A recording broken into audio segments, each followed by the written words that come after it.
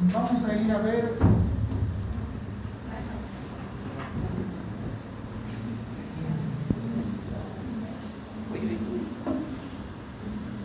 Ya, alguien tiene pausa. ¿Tienen Kleenex? Las señoritas.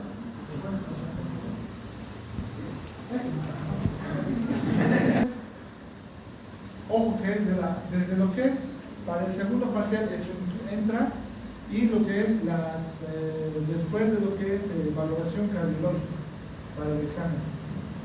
Y esto es procedimientos diagnósticos y terapéuticos en ginecología. ¿Qué es lo que hacemos nosotros como ginecólogos para hacer diagnóstico y al mismo tiempo que sirve para hacer tratamiento? Pues vamos a ver esos procedimientos en ginecología. Todos aquellos procedimientos que se realizan en el aparato reproductor que nos sirven para hacer diagnóstico y tratamiento. Pues de forma sencilla vamos a ir tomando en cuenta lo que es la vagina, cuello uterino, cuerpo del útero, cavidad uterina, trompas de falopio y ovarios. ¿Qué procedimientos podemos hacer para poder identificar las patologías de estas estructuras? Lo vamos a clasificar de acuerdo a la imagen que hemos visto anteriormente, anatómicamente, una clasificación anatómica. Procedimientos que se van a hacer en el cuello uterino, procedimientos que se van a hacer en el cuerpo uterino, procedimientos canaliculares y procedimientos pélvicos. ¿Qué procedimientos tenemos? Para el cuello uterino, el cono cervical. Para lo que corresponde a la cavidad uterina vamos a tener la dilatación cervical, curetaje, aquí incluye el ameo. Y el otro procedimiento que es de alta complejidad es la histeroscopía, igual que decir uterino, dentro de la cavidad. Para lo que corresponde a los canaliculares o lo que corresponde a la trompa de falopio, el de excelencia es la histerosalpingografía. Los pélvicos quiere decir cómo vamos a ver la trompa y el ovario, y la superficie del útero, o la paroscopía. Entonces no hay nada que memorizar, solamente es una secuencia de abajo hacia arriba, los procedimientos que nosotros vamos a hacer. Procedimientos cervicales o del cuello uterino, y de este habíamos indicado, es el cono cervical. ¿Qué quiere decir cono cervical? Simplemente es la toma de muestra ampliada que va a tener la forma de cono, pero con algo que sí o sí debe tener para que sea un cono adecuado. Primero, que va a ser en forma de un cono con el vértice superior, y debe contener en su tejido que sea obtenido ectocervix y ectocervix. Sus virus de su compañero ya están infectando. Entonces, como algo que sí o sí, para que sea un cono adecuado, forma de cono y que tenga el tejido endocervix y ectocervix. Si por alguna razón el patólogo no encuentra células endocervicales, es un cono mal hecho. Si es que no encuentra células ectocervicales, es un cono mal hecho. ¿Entienden? Sí o sí debe cumplir con este criterio. ¿Cuáles son las indicaciones para hacer un cono cervical? Pues vamos a tener aquellas citologías o papanicolaos en los que nos van a dar resultados de lesiones premalignas, quieren decir NIC1, NIC2 o NIC3, o el papanicolao, el PAP2, PAP3, PAP4, PAP5, y en algunas ocasiones como tratamiento de un PAP6, cuando ya es invasor de sus microinvasores. En casos excepcionales, como decimos acá, en patología maligna, ¿no?, de cuello uterino, vamos a hacer cono como diagnóstico y al mismo tiempo como tratamiento de patología maligna, cuando son microinvasores. Entonces, esas son las indicaciones de los conos cervicales. ¿Qué tipos de conos cervicales existen? Aquellos con energía o con calor se van a denominar conos con asas LIB, por sus siglas en inglés, que liberan energía en calor. Es lo que utilizamos en monopolar para el electrobisturí, solamente que cambiamos la extremidad con una asa LIB que tiene su extremo en forma Si alguna vez han cortado ustedes semicircular con lo que corresponde al gastoformo, cuando a veces hacían sus trabajos en el colegio con un alambrito caliente, de esa misma forma, solamente que este va a tener una forma semicircular. Puede tener forma cuadrada o rectangular, dependiendo de lo que necesite el ginecólogo. Esto es lo más actual. Lo más antiguo y lo más clásico, que cuando no existía la energía y los instrumentos eléctricos, bioeléctricos, teníamos el bisturí. Entonces eso lo vamos a denominar cono frío, porque el otro es el cono por energía diatérmica, que en sus siglas de inglés significan cono con asa libre. Ahí tenemos los diferentes extremos. Lo ideal es hacerlo con este instrumental. Muy raros son los ginecólogos que van a hacer cortar motivo. Es muy difícil en algunos hospitales encontrar estas asas. Algunos improvisan y utilizan el electrobisturí, propiamente dicho. El extremo superior lo doblan, lo angulan para poder hacer una semiluna cuando estén haciendo el cono cervical. Algunos ginecólogos realizan. Lo ideal es hacerlo con estas asas de forma rectangular, romboidal, semicircular, medianos, pequeños y grandes, dependiendo la toma de muestra que ustedes van a realizar. Lo bueno de utilizar las asas LIP, que es lo mejor, también tienen un extremo con una punta esférica. Este nos sirve para coagular, porque igual intentamos que no sangre mucho con el corte que hacemos con energía monopolar. Intentamos que no sangre, pero en algunas ocasiones sangra. Y el otro extremo que tenemos de la asa, que es esferoide, nos sirve para poder hacer coagulación, como el del electrobisturí, lo mismo. Apretamos un pedal y le hacemos de hacer cauterización. ¿Cómo preparamos a nuestra paciente que le vamos a hacer cono? De primera, no debe haber ningún tipo de proceso infeccioso. Cualquier proceso infeccioso que nosotros no hayamos tratado en su momento antes de lo que es la realización del cono, nos incrementa el riesgo de que exista una sobreinfección de ese cuello uterino, porque volvemos a recalcar que hacemos cortes del cuello uterino en forma de un cono que tiene ectocervix y endocervix y que van a estar expuestos los capilares de ese cuello uterino. Cualquier proceso infeccioso va a tener mayor facilidad de infectar esa región. Y no solamente eso, como son capilares que están descubiertos, puede a veces haber una septicemia. ¿Qué es septicemia? O una bacteriemia. Bacterias en la sangre. Que posteriormente se empieza a dar datos clínicos de hipotensión, taquicardia y temperatura, pues sepsis, ¿no? Entonces, ojo, que debemos tener mucho cuidado antes de hacer el cono. No debe haber ningún proceso infeccioso en el canal vaginal ni en el cuello uterino. ¿Cuál es el procedimiento que nosotros hacemos o cuál es la secuencia? Porque a veces le decimos al interno, hace el protocolo y cuando quiere hacer no sabe de dónde sacar, va en Google, dice, doctor, ¿cuáles son los pasos? Pues ya esos son los pasos, la técnica que usa.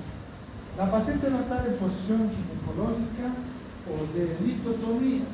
Posteriormente le vamos a colocar, puede ser bajo sedación o puede ser con anestésico local, dependiendo la habilidad y las posibilidades de llevar un anestesiólogo, porque a veces puede ser en consultorio externo o en una área quirúrgica.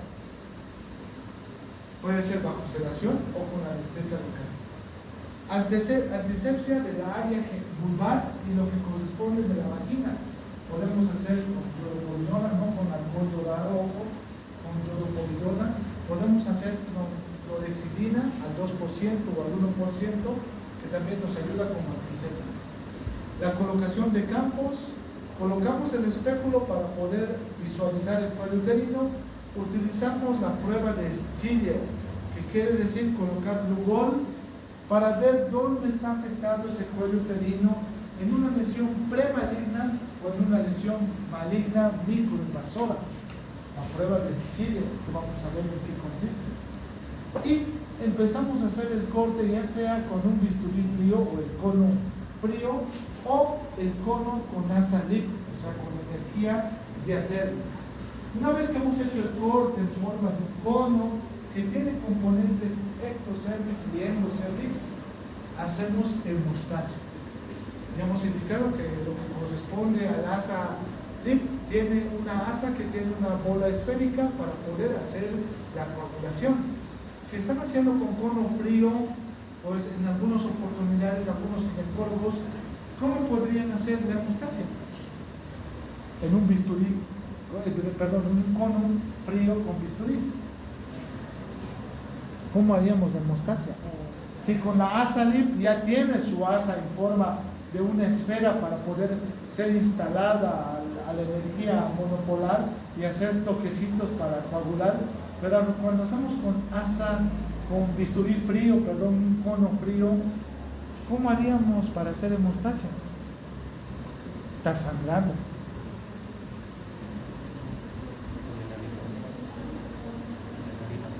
Adrenalina, sí, se utiliza como anestésico, sí, pero digamos que no funciona. Le has pinchado y le has pinchado. Ojo que la adrenalina con lidocaína no tiene que entrar al torrente sanguíneo. Ojo, ustedes que dominan farmacología no pueden entrar. ¿Cómo haríamos hemostasia de algo que está sangrado que hemos cortado?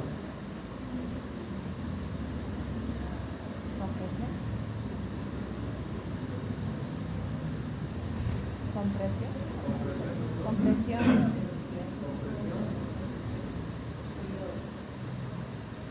Claro, va a ser, ¿no? Va a ser puede ser uno por compresión, sí, pero tendríamos que estar ahí por lo menos. ¿Cuánto es el tiempo de coagulación? 5 minutos.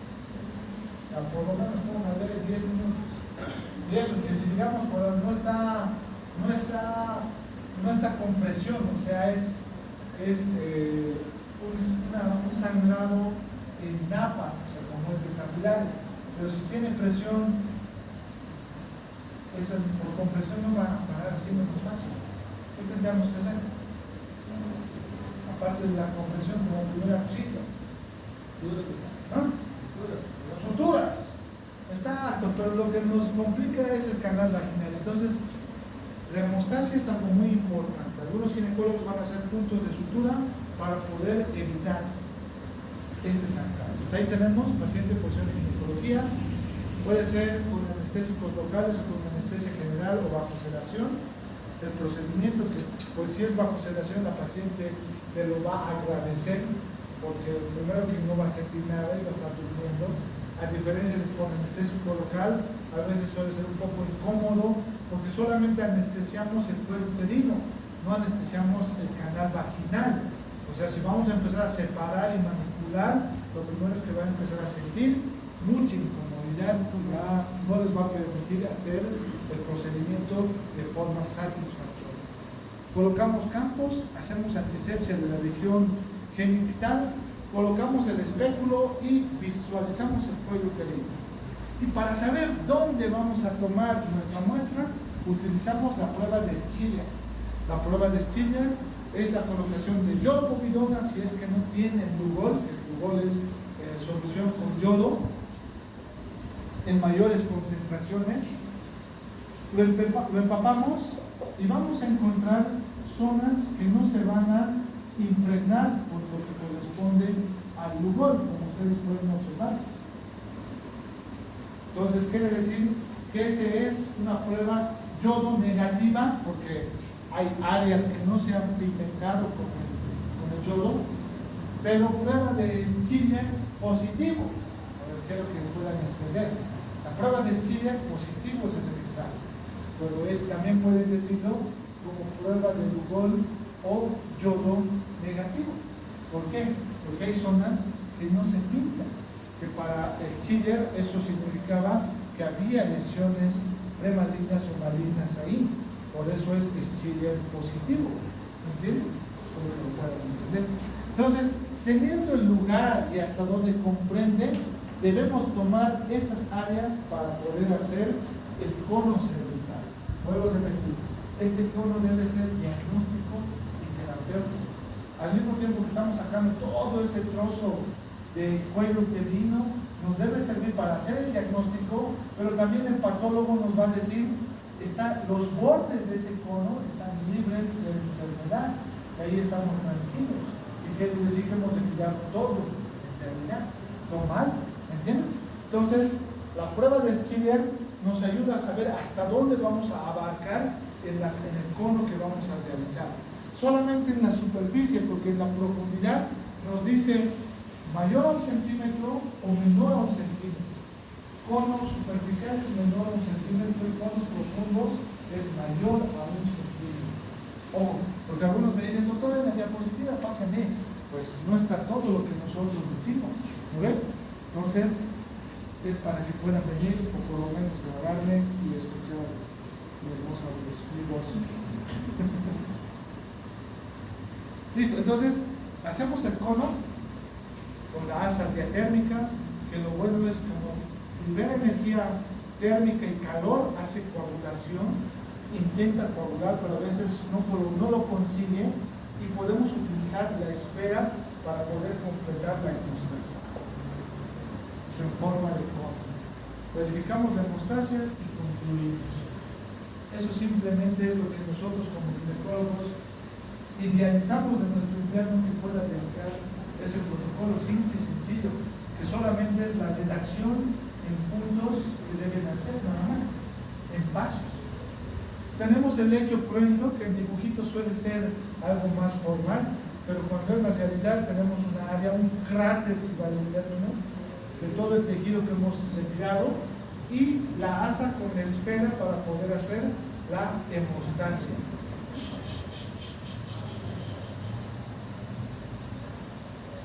Si no, este procedimiento es ambulatorio. Ojo, que le hacemos dormir, hacemos el procedimiento en 20 minutos y se puede ir la paciente. La muestra que hemos sacado se va al patólogo, al microscopio. La paciente, pasado 20 minutos, va a descansar 1 hora más hasta que se accione de la anestesia y se va a poder ir a su actividad que ella quiera realizar, con algunas excepciones por las complicaciones que puede tener. Ya saben, dejen de enamorar por favor esas cartas que están mandándose, anuncios, yo te quiero, yo más, no, él así mandando corazones, flechas, por favor. Fuera de la clase, no ahorita, fuera de la clase lo que quieran. Entonces, las complicaciones de las primeras 24 horas, si te llama la paciente que tú le has hecho cono, no es porque quiere decir que para felicitarte, que eres un buen profesional, este cono nos ayudó bastante. No, es porque tenía una posible complicación. Lo primero que hay que pensar es la hemorragia, porque no hemos tal vez indicado algunas cosas que no debe hacer después del cono. Primero, no debe tener relaciones sexuales, porque el contacto íntimo dentro de esos días o primeras 24 horas, 48 horas después del procedimiento, puede ser que destape un coágulo de fibrina y empiece a haber sangrado nuevamente. Segundo, esfuerzos físicos. Por el incremento de la presión abdominal, hay una baja de lo que es el retorno venoso, hay un incremento de los lechos capilares que se encuentran por debajo del ombligo y aumenta la presión para poder desprender esos coágulos de fibrina. Esfuerzos físicos no debes realizar. Traqueteos con bicicleta, auto, en movilidad, saltos de ejercicios en cuerda, tampoco debes realizar, porque puede existir un desprendimiento por física o gravedad de un coágulo, ¿entienden? Y va a tener hemorragia. El sangrado es masivo, ojo, no piensen, pero si hemos coagulado. Hay que tener mucho cuidado con las recomendaciones que ustedes le van a decir. Ojo, porque si ustedes no le dicen, vaya, nomás va a hacer cualquier actividad hacia la paciente, y si ustedes no le han dicho, lo primero que te va a decir su esposo o alguien, pero usted no les ha dicho, doctora, Usted nos ha dicho, váyase, y ni siquiera nos hemos visto. Usted ha terminado el procedimiento y se ha ido, y no le he visto hasta ahorita. Mi esposa estaba durmiendo, usted, ¿por dónde habrá salido? ¿Entiende? Y ya, porque a veces nosotros trabajamos en uno, en otro lado y disparamos. ¿Entiende? Entonces, deben de comentar esas cosas porque la complicación es la hemorragia. Y a veces sangra en minutos o en horas y puede fallecer la persona. Segundo, infecciones. Pasadas las 48 y más que todo las 72 horas, la paciente puede presentar flujos incrementados con mal olor, 7 días de coloración verduzca, 10 días sumamente fétido, 14 días con un dolor pélvico y a las 3 semanas ya puede presentar fiebre, escalofríos, un abdomen distendido y hacer un absceso tubovárico o una enfermedad inflamatoria pélvica. Y la complicación de por qué viene esto es por el contacto sexual, que algunas veces no le decimos que no debe realizar. Y lo ideal es que lo realice si es que va a haber un contacto sexual, porque tal vez la paciente no lo tiene casado, no tiene pareja, pero si lo tuviera hay que recomendarle, o aunque no lo tenga, debemos recomendar, porque tal vez a los 10 días se le haga una fiesta, no está sangrando y por alguna razón conoce al Adán del cuento de hadas, y pero bueno, pues, la cuestión es que no existan efectos colaterales, ¿me entienden? Efectos colaterales, ¿qué quiere decir? Una complicación de un procedimiento que se ha hecho. Entonces la puede conocer al Adán, pero no debe haber contacto sexual, ¿me entienden? Puede ser una cita romántica, pero no debe haber contacto sexual por el riesgo de infección. Y la complicación es una peritoneal. Lo ideal es hasta que venga la menstruación y pasando la menstruación, si es que va a tener relaciones sexuales. ¿Entienden? Entonces esa recomendación debe ser muy clara. Ahora, si ustedes no han cumplido la técnica quirúrgica que ustedes dominan desde sexto semestre y lo que habíamos recomendado en complicaciones intra y postoperatorias, lavado de manos, colocación de bata, antisepsia del área quirúrgica, colocación de campos, si ustedes lo han hecho, pues obviamente va a haber una complicación de infección. ¿Me entienden? Y la paciente no porque no haya tenido relaciones sexuales, sino porque ustedes no han tenido la debida precaución de la técnica quirúrgica. ¿Me entienden? Entonces, también puede haber. El otro, que ustedes no hayan hecho una prevención de la contaminación de aquella infección que ya había en el canal vaginal, flujo fétido, un Papa Nicolau donde le decía que era un PAP de tipo 2, y ustedes no han considerado eso para tratar previamente, que la paciente les decía que había dolor a la orina, que tal vez podía ser gonorrea y tenía un flujo gris. O sea, al no considerar esos datos clínicos que les ha indicado, ustedes igual han hecho el procedimiento quirúrgico, aunque no haya tenido relaciones sexuales, le han expuesto a un riesgo de incremento de una infección como complicación. Procedimientos intrauterinos, y entre estos habíamos indicado el puretaje uterino, que es clásicamente, y ahora es el ameo que más utilizamos. ¿Cuál es el objetivo? Pues es obtener tejido de la cavidad uterina, tejido endometrial, tejido pólipos endometriales, en algunas ocasiones miomas submucosos pequeños que podemos retirar por este procedimiento. Podemos liberar también lo que corresponde a las adherencias, que ahorita vamos a ver cuáles son las indicaciones. Hemorragias disfuncionales. ¿Qué quiere decir? Disfuncional. Funcional. ¿Cómo funciona el ciclo menstrual de una mujer? ¿Qué hormonas participan en ese ciclo sexual? Un poco más rápido sobre la estrógeno y progesterona. Ustedes dominan el ciclo sexual, existe un incremento en la primera mitad de estrógenos, pasa la ovulación y un incremento de estrógeno y progesterona más.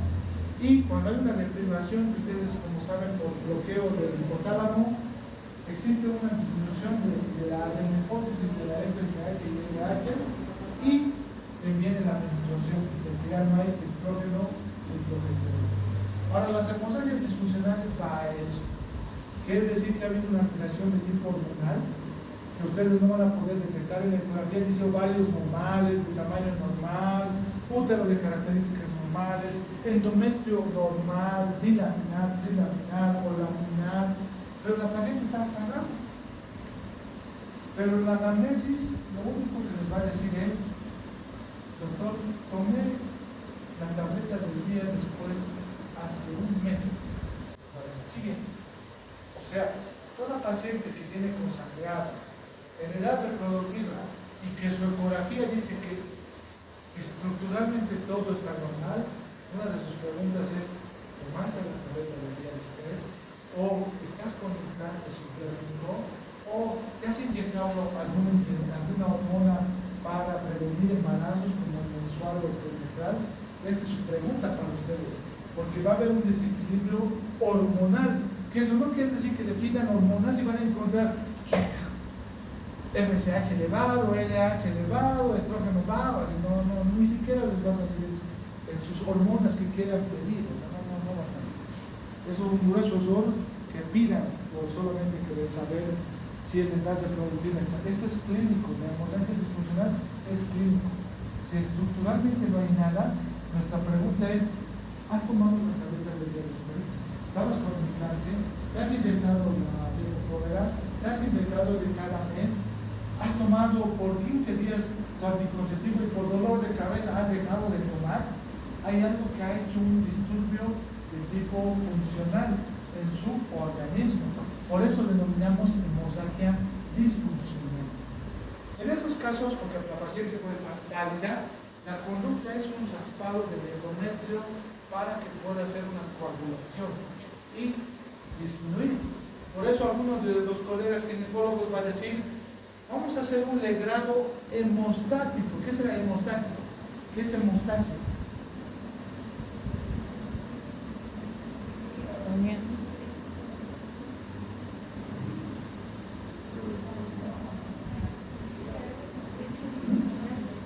Parar el sangrado, pero en forma orgánica, mecánica, física o química. Detener el sangrado o la hemorragia de un capilar o de un vaso, sea arterial o sea venoso. Entonces, el legrado hemostático es hacer pequeños desgarros de lo que es la capa que se está desprendiendo del endometrio para que pueda existir un vasoespasmo, como ustedes dominan coagulación. Saben que existe un pequeño vasoespasmo en las arteriolas para que se empiece a acumular la fibrina y exista la coagulación. Eso es lo que nosotros hacemos. O sea, no quiere decir que con la legra raspamos y por el calor lo coagulamos los vasos, no. Raspamos para que exista ese desprendimiento y exista un desgaste de los capilares, secundariamente un vasoespasmo y la formación de un coágulo que ustedes dominan por pasos que existen. Entonces, el legrado es de tipo hemostático. Secundariamente, cosas que no ha visto de ecografía, lo que hemos obtenido debemos mandar al microscopio. El microscopio, ¿qué nos va a decir? Endometrio proliferativo, endometrio secretor, que ustedes conocen por fisiología, que cuando hay estrógenos hay un endometrio proliferativo, que hay progesterona, un endometrio secretor. Eso nos va a decir. Eso es lo que queremos, pero también en algunos casos puede haber lesiones premalignas, hiperplasias colectivas, simetría, complejas, que vamos a ver posteriormente. Entonces, una de las indicaciones del legrado es diagnóstico, sacamos el endometrio y lo mandamos. Tratamiento, porque al mismo tiempo vamos a hacer hemostasia, hemorragias disfuncionales. Otra indicación, en la ecografía nos dice hiperplasia endometrial y pólipo endometrial. El tratamiento es para retirar ese pólipo y esa hiperplasia. Y algunas de sus compañeras, si no me equivoco, están aquí, que les ha dejado una paciente con pólipos, si no me equivoco, lo han visto. Una paciente, ¿no? ¿Sí? ¿No? ¿Visto? ¿Ustedes de bordes? Los de bordes, ¿dónde están? Entonces están en unos ellos, pero hay otros más. Estamos aquí. ¿Dónde están? Estamos aquí. Y les he dejado, había una paciente con pólipo, no les he dejado, no, por lo menos le han visto un testimonio. Le pregunté, ¿cómo sangras? Digo, todavía no sangro mucho. Después de que te hemos hecho el legrado, sí, ya no. El pólipo me has retirado, no sangro, ¿Y por qué quiere embarazarse? Le hemos dado anticonceptivos para regenerar su endometrio, para dejar ese colchoncito lo más agradable para el blastocisto que va a venir en el futuro, y listo. Sabiendo la fisiología, pues dominamos muchas cosas en el organismo de una mujer. Entonces, hemos retirado que estos son los pólipos, en este caso son hartos, que tienen focales. ¿Puede haber uno? La clínica, por lo que ha venido, era sangrado mucho, manchaba más de un paquete, y en la ecografía nos ha dado la imagen de un pólipo que se veía. Y ella decía: doctor, mucho sangre, me duele mucho, no tengo bebés y quiero tener bebés. Se lo hemos retirado y ahora sus menstruaciones son normales, está con anticonceptivos y en un futuro esperemos que tenga su bebé. Otro, sospecha de embarazo ectópico. Cuando hay alguna duda, prueba de embarazo positivo, ecografía, no hay nada en útero, anexos, no hay nada, fondo de saco de Douglas, nada, más libre que cualquiera. Listo. Paciente asintomático. Vuelve, una semana, volvete, señora, otra vez te vamos a hacer HCG cuantitativa, una nueva ecografía y te volvemos a ver cómo estás tú. HCG cuantitativa 1200, ecografía nada y la paciente asintomática. El endometrio de 7 milímetros por ecografía. Ante la duda, algunos hacen un legrado, sacan el tejido endometrial y lo mandan al patólogo para que diga si había restos de un aborto, porque microscópicamente tal vez se pueda ver restos embrionarios, o solamente nos diga signo de Arias y Estella. Si ustedes dominan patología, que lo han aprobado, también han debido ver ese signo de Arias y Estella. ¿Alguien sabe qué es el signo? Y ustedes han aprobado también Gineco 3, ahí está el embarazo ectópico, si no me equivoco, el Gineco 2, para el diagnóstico del endometrio histopatológico, signo de Arias y Estella. ¿No? ¿No?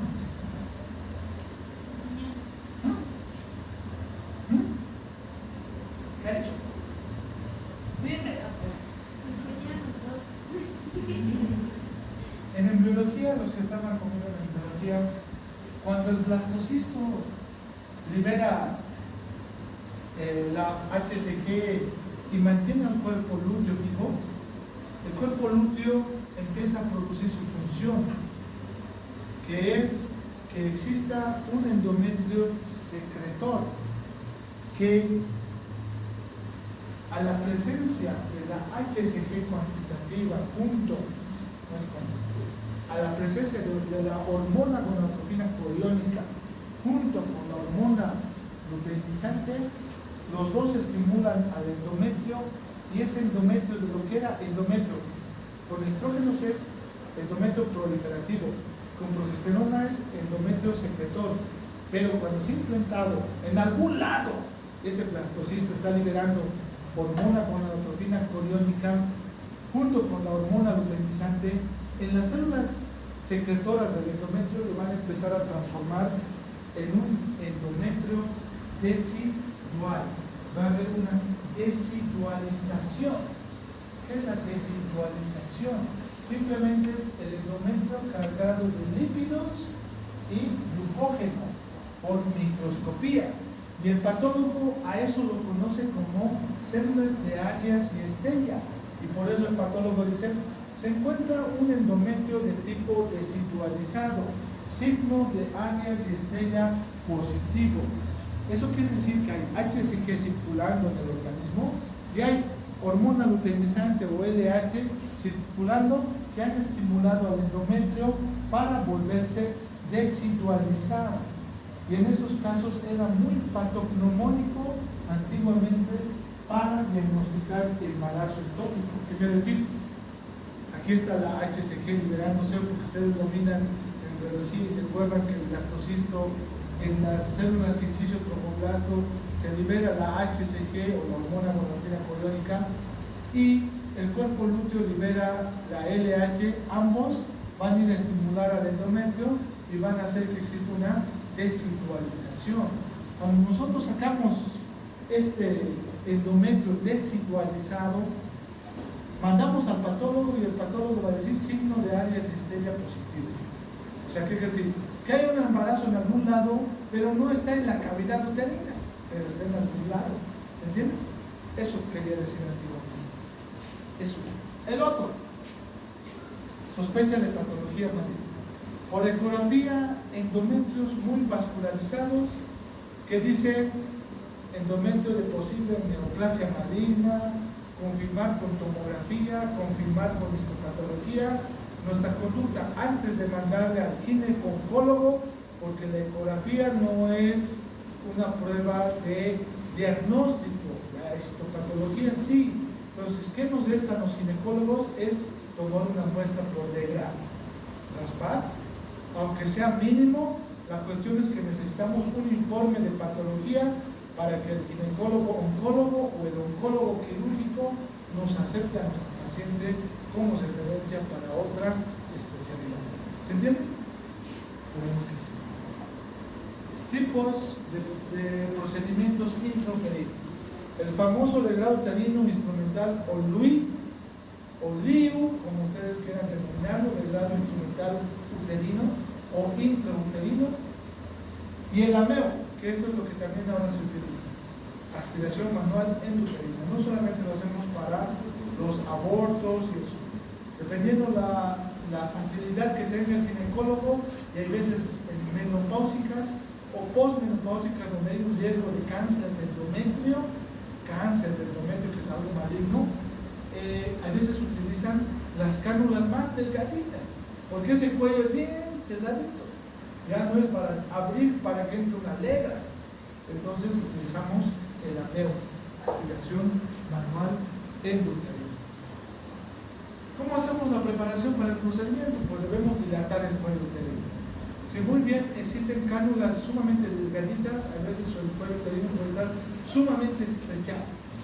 O si no tenemos las cánulas de AMEO, también vamos a tener que utilizar las legras o las cucharas metálicas, y vamos a hacer de dos formas la dilatación cervical: mecánica con los dilatadores de Hegar, como ustedes han visto en urología, tal vez, como han visto, que colocan al meandro urinario del varón o de la mujer cuando tiene estrecheces, diferentes dilatadores, uno más delgado, otro más grueso, así van dilatando. Lo mismo se va dilatando el cuello, es mecánico, dilatadores de Hegar para poder ampliar el canal endocervical. Y el otro, que más moderno, más fácil de utilizar, pero tiene ciertas complicaciones o efectos secundarios, que es el misoprostol, o es un análogo de lo que corresponde la prostaglandina E1, para que existan modificaciones cervicales, ¿no? Ese es uno. Debemos dilatar el cuello uterino, ya sea mecánica o ya sea con medicamentos. Otro, no debe haber procesos infecciosos para poder reducir el riesgo en esa cavidad uterina. No debe haber contaminación de alguna infección, ya sea en la cavidad vaginal o ya sea en el mismo cuello uterino. ¿Cuál es la técnica quirúrgica? Preparación similar al procedimiento cervical. Va a ser punción ginecológica, vamos a hacer antisepsia del área genital, vamos a colocar campos. Podemos hacerlo con sedación o con anestesia local en el cuello uterino. No vamos a anestesiar el cuerpo del útero, pero suele ser un poco más tolerado que el cono. El cono es un poco más difícil por el canal vaginal, que no va a estar anestesiado. Colocamos espéculo, visualizamos el cuello uterino, ahí hacemos antisepsia del cuello uterino específicamente. ¿Por qué? Porque vamos a pinzar ese cuello uterino con las pinzas POSI. Por eso a veces es mejor hacerlo con sedación. Las pinzas POSI son como esos pinzas, ¿no?, que tienen para poder sellarse y son puntiagudos y duelen. El labio anterior o la parte anterior del cuello uterino pinzamos y traccionamos. ¿Por qué traccionamos? ¿Alguien sabe? ¿Por qué traccionamos? Hagamos un poco. ¿No han visto ningún legrado alguna vez? ¿Ameos? ¿No? Vamos a intentar. El útero pero fisiológicamente se encuentra en posición ABF. ABF quiere decir ante, verso, flexión. Anteriormente está flexionado y anteriormente está inclinado. Versión quiere decir inclinado, con relación a la vagina. Flexionado con relación al cuello uterino y inclinado hacia adelante con relación a la vagina. ¿Entienden? Espero que se entienda y cuando les pregunten, espero que respondan eso. Cuando traccionamos es más que todo para lo que está ABF, pueda tener una cierta inclinación o simplificación para que nosotros cuando introduzcamos la legra o la cánula no perforemos. Por eso traccionamos. Pinzamiento del cuello uterino de grado sistemático y verificamos la hemostasia. Espéculo, dilatación, legra. Una vez que hemos raspado la parte de la cavidad o el tejido o el pólipo, lo que es nuestro objetivo, el tejido lo mandamos a patología y una vez que hemos terminado debemos verificar, soltamos las pinzas POSI del cuello uterino y lo primero que salen son estas pinzas, o sea, los puntos del pinzamiento, y en ahí sí nos sirve la compresión mucho y tenemos que esperar algunas oportunidades 7 a 10 minutos comprimiendo. En algunos casos no para. ¿Cuál es nuestra otra opción? Aparte de la compresión, sutura. Esperamos que sea sutura. Muy raras veces, pero cuando hay algo malo en el cuello uterino, está inflamado, sangre. Y algunas veces ustedes van a ver con otros ginecólogos, ponen tampón, le meten dos apósitos o 3 apósitos y listo. Que descanse 2 horas y les retiran después. Lo que tenían que dar de alta le hacen que se quede, al día siguiente le vas a retirar el tapón que dejan como pendiente. Les retiras a las 6 horas, 8 horas o 24 horas dependiendo de la necesidad. Lo malo es la incomodidad que la paciente siente. Y el otro es riesgo de infección. Legra ahí adentro de la cavidad para poder hacer el procedimiento. La MEO, en este caso está por un embarazo o aborto detenido. La MEO, aspiramos y retiramos. ¿Cuáles son las complicaciones? La hemorragia es una de las primeras. Siempre debemos verificar hemostasia. El que nosotros vemos y decimos verificación de hemostasia no solamente es ver a pasar, sino que es decir, pasado, antes de darle de alta, verificar que esté y no exista sangre por canal vaginal en gran cantidad o más que una menstruación y no le estén desfallando. Otro, perforación uterina. Parece raro, pero ya en mi hospital ha habido ya 2 colegas que se han perforado, que se han graduado. En uno de ellos solamente le han dado medicamentos. También es algo que se hace también. En el otro han entrado a operar para hacer histerectomía. Dependiendo cuándo se han dado de cuenta de la perforación, es cómo van a poder resolver. Lo que se nos indica a nosotros como ginecólogos, te das de cuenta que has perforado, inmediatamente suspendes todo. Retiras tu pinza, retiras tu cánula, le pones medicamentos uterotónicos, le haces la ecografía, ves que la paciente esté bien. Si todo está tranquilo y hay algo que falte, bueno, lo vuelves a hacer. Pero si no hay nada, le das de alta y pues, todo está bien. Pero si sigues intentando o intentas verificar, ¿habré perforado? ¿Por qué hace rato de lo que la cánula pasaba 6 centímetros nomás, ha pasado 10? ¿Y dónde se han ido los otros 4 centímetros? O sea, la clave es darse de cuenta, ¿entienden? Y la conducta es inmediatamente suspender todo, o sea, retiras todo, se suspende, la anestesióloga informas, das uterotónicos y ves cómo está el estado de la paciente. Otra complicación, las infecciones. Va a ir desde adentro hacia lateral, endometritis, miometritis y parametritis. No va a ser como la del cuello uterino ascendente o una sistémica, bacteremia o septicemia. como en el cuello uterino. En este caso, en el legrado va a ser hacia el lateral.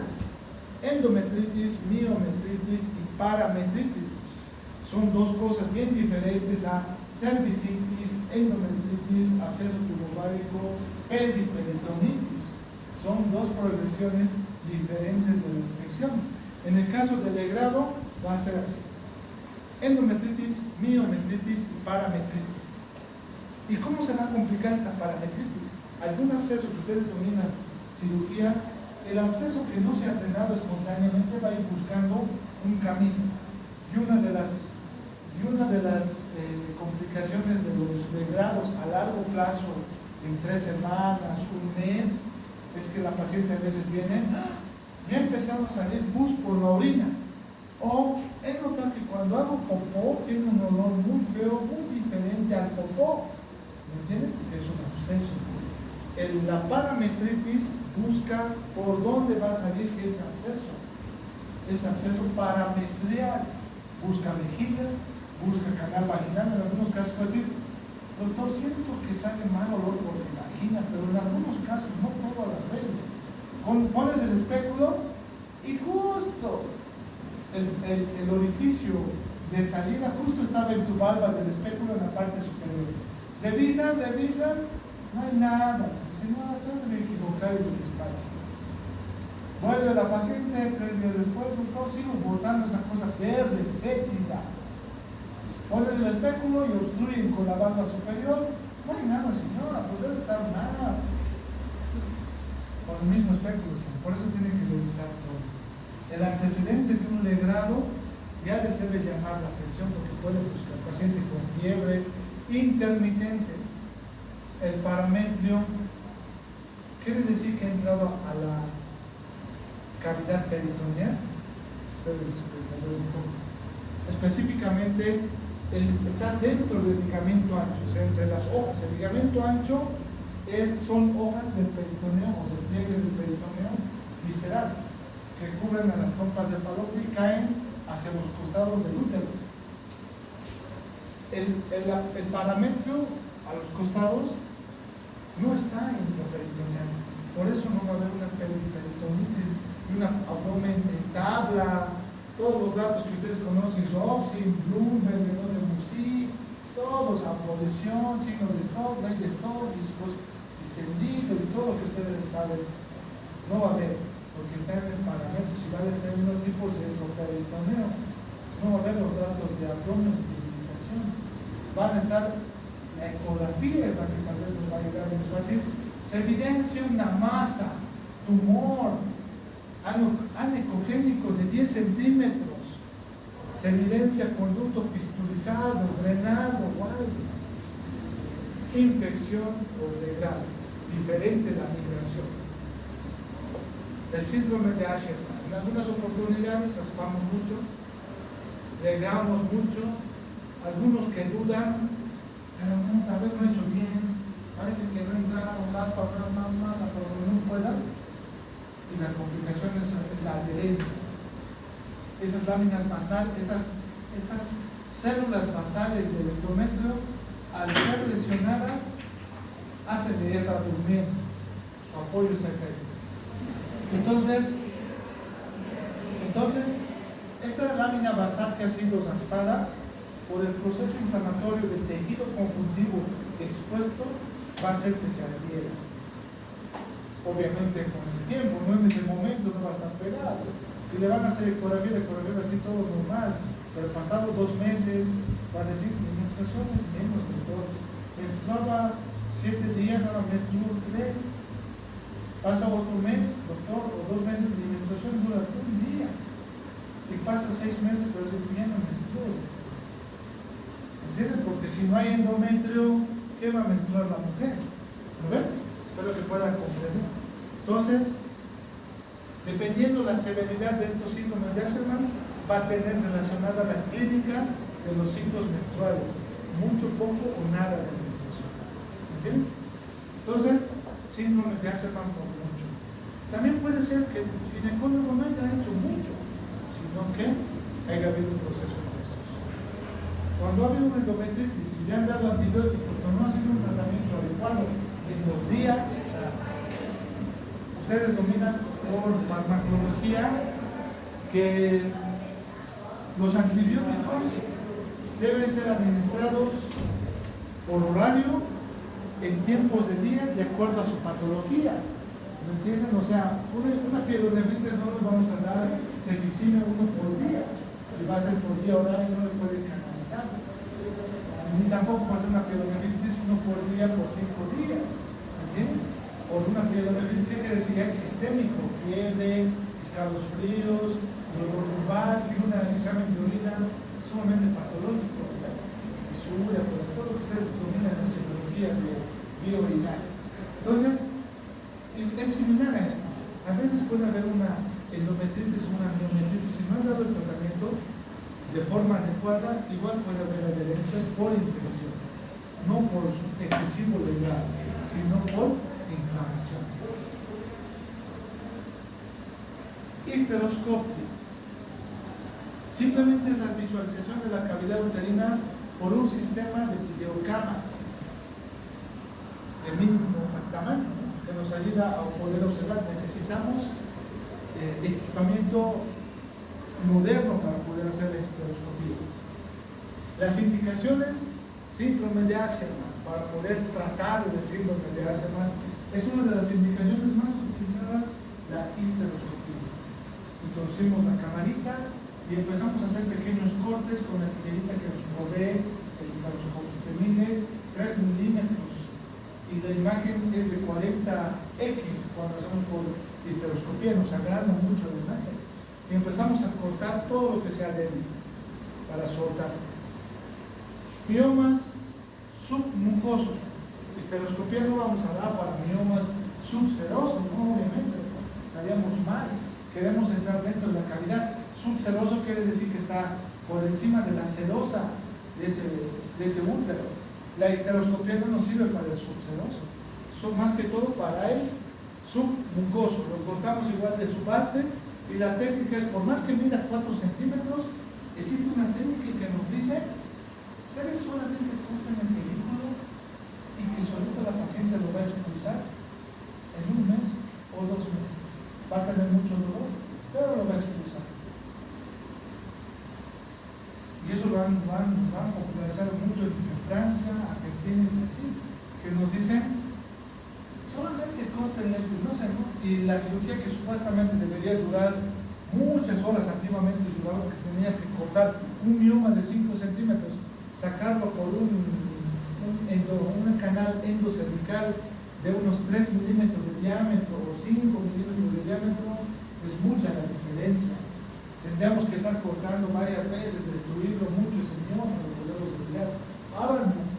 Ahora ya existe solamente una teoría y la técnica es solamente quítale el pedículo, se va a caer, que ese útero se va a sentir excitado y lo va a expulsar en 1 mes o 2 meses. ¿Va a haber dolor? Sí, pero lo va a expulsar. Sospecha de patología maligna. Esto es ya viendo face to face. Es como la monja, ¿no? La ves cara a cara, ves la histeroscopía y ves las características del endometrio.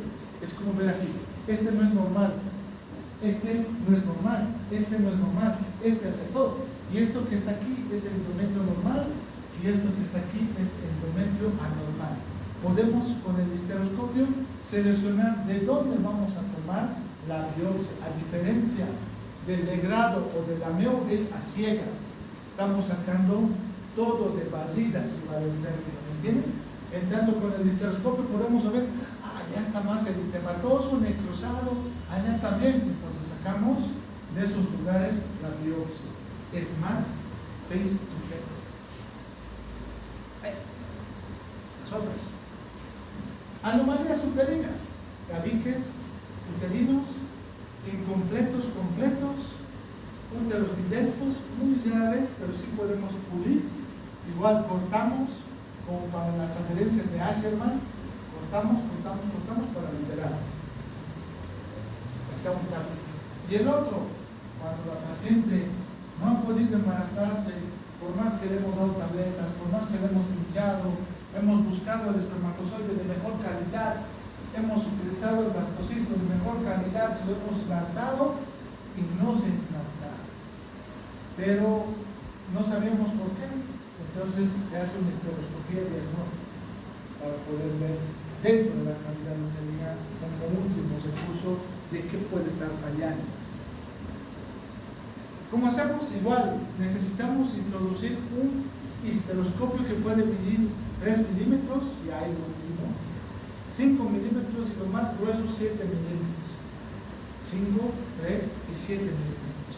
Entonces puede ser mecánica con los dilatadores de Hela o lo más moderno con los dilatadores de misoprostol con medicamentos. Y en algunos casos necesita esto. Los de 3 milímetros, que es lo último que ha salido, necesita esto. Solito va pasando, va pasando, va pasando. Preparación quirúrgica, la técnica similar a la anterior, llegamos hasta el pinzamiento del cuello uterino y actualmente con el histeroscopio de 3 milímetros ni se pinza, ya no se pinza, ni siquiera se coloca espéculo. Directo nomás se coloca el histeroscopio con solución salina, se introduce por el canal vaginal y el agua nos va a empezar a dar la apertura del canal vaginal porque es un canal virtual. El agua y la solución que estamos administrando es lo que va a ir abriendo el canal vaginal para que nosotros por medio del histeroscopio vayamos avanzando. Es como estar en un submarino, ¿no? Estamos yendo, vemos el cuello uterino, nos deslizamos por el endocervix, deslizamos y vemos la cavidad uterina, hacemos el procedimiento, retiramos y verificamos la hemostasia, siempre la hemostasia. Igual que el anterior, los histeroscopios actuales de 3 milímetros son flexibles. ¿Qué quiere decir? Ya podemos ni siquiera estar acodándose, puede flexionar para que pueda ingresar dentro de la cavidad uterina. Vemos face to face el endometrio con una patología, puede ser benigna, maligna, macroscópicamente. Podemos ver un útero normal con los ostium de la trompa de falopio que se ha insertado, que todos tienen, que todas las mujeres tienen. Podemos ver los pólipos endometriales, podemos ver las sinequias o síndrome de Asherman, los miomas submucosos, adenomiosis. ¿Qué es adenomiosis?